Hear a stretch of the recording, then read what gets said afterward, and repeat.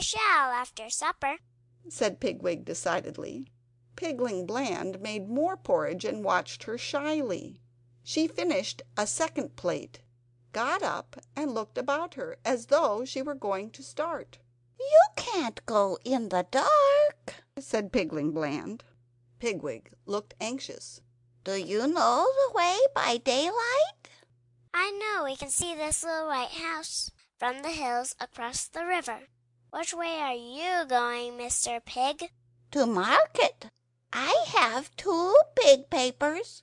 I might take you to the bridge if you have no objection," said Pigling, much confused and sitting on the edge of his copy stool. Pigwig's gratitude was such, and she asked so many questions, that it became embarrassing to Pigling Bland. He was obliged to shut his eyes and pretend to sleep. She became quiet, and there was a smell of peppermint. "I thought you had eaten them," said Pigling, waking suddenly. "Only the corners," replied Pigwig, studying the sentiments with much interest by the firelight. "I wish you wouldn't. He might smell them through the ceiling," said the alarmed Pigling. Pigwig put back the sticky peppermints into her pocket. "Sing something," she demanded.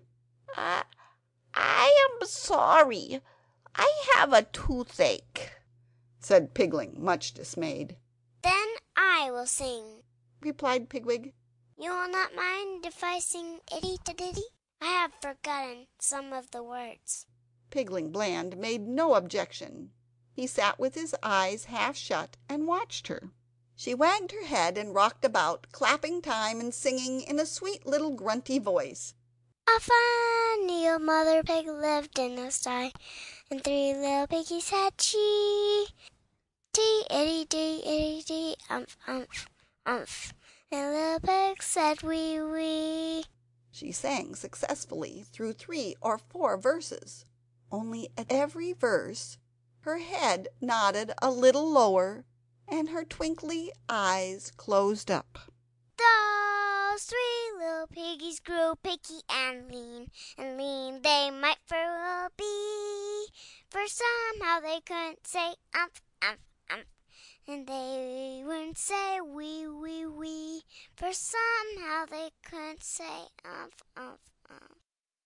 Pigwig's head bobbed lower and lower until she rolled over, a little round ball, fast asleep on the hearth-rug. Pigling Bland on tiptoe covered her up with the antimacassar. He was afraid to go to sleep himself. For the rest of the night he sat listening to the chirping of the crickets and to the snores of Mr. Piperson overhead. Early in the morning, between dark and daylight, Pigling tied up his little bundle and woke up Pigwig. She was excited and half frightened. "But it's dark. How can we find our way?" "The cock has crowed. We must start before the hens come out. They might shout to Mr. Piperson." Pigwig sat down and commenced to cry. "Come away, Pigwig. We can see when we get used to it. Come, I can hear them clucking." Pigling had never said "Sha" to a hen in his life, being peaceable. Also he remembered the hamper. He opened the house door quietly and shut it after them. There was no garden. The neighborhood of Mr. Piperson's was all scratched up by fowls. They slipped away, hand in hand, across an untidy field to the road. "Tom, Tom, the piper's son, stole a pig and away he ran. But all the tune he could play was over the hills and far away." "Come, Pigwig. We must get to the bridge before folks are stirring." "Why do you want to go to market, Pigling?" inquired Pigwig. The sun rose while they were crossing the moor, a dazzle of light over the tops of the hills. The sunshine crept down the slopes into the peaceful green valleys, where little white cottages nestled in gardens and orchards. "That's Westmoreland," said Pigwig. She dropped Pigling's hand and commenced to dance, singing. Presently, "I don't want I want to grow potatoes." Have a peppermint? said Pigwig. Pigling Bland refused quite crossly. Does your poor toothy hurt? inquired Pigwig. Pigling Bland grunted. Pigwig ate the peppermint herself and followed the opposite side of the road. "Pigwig, keep under the wall. There's a man plowing." Pigwig crossed over. They hurried downhill towards the county boundary. Suddenly Pigling stopped. He heard wheels. Slowly jogging up the road below them came a tradesman's cart. The reins flapped on the horse's back. The grocer was reading a newspaper. "Take that peppermint out of your mouth, Pigwig. We may have to run. Don't say one word. Leave it to me. And in sight of the bridge," said poor Pigling, nearly crying. He began to walk frightfully lame, holding Pigwig's arm. The grocer, intent upon his newspaper, might have passed them if his horse had not shied and snorted. He pulled the cart crossways and held down his whip. "Hello? Where are you going to?" Pigling Bland stared at him vacantly. "Are you deaf? Are you going to market?" Pigling nodded slowly. "I thought as much. It was yesterday. Show me your license." Pigling stared at the off hind shoe of the grocer's horse, which had picked up a stone. The grocer flicked his whip. "Papers? Pig license?" Pigling fumbled in all his pockets and handed up the papers. The grocer read them, but still seemed dissatisfied. "This here pig is a young lady. Is her name Alexander?" Pigwig opened her mouth and shut it again. Pigling coughed asthmatically. The grocer ran his finger down the advertisement column of his newspaper.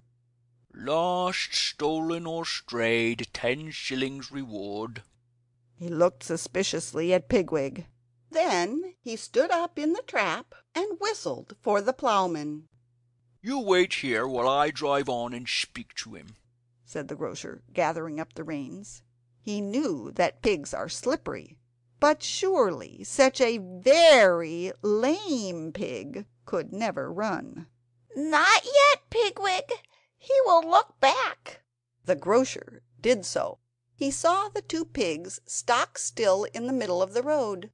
Then he looked over at his horse's heels. It was lame also. The stone took some time to knock out after he got to the ploughman. "Now, Pigwig, now!" said Pigling Bland. Never did any pigs run as these pigs ran. They raced and squealed and pelted down the long white hill towards the bridge.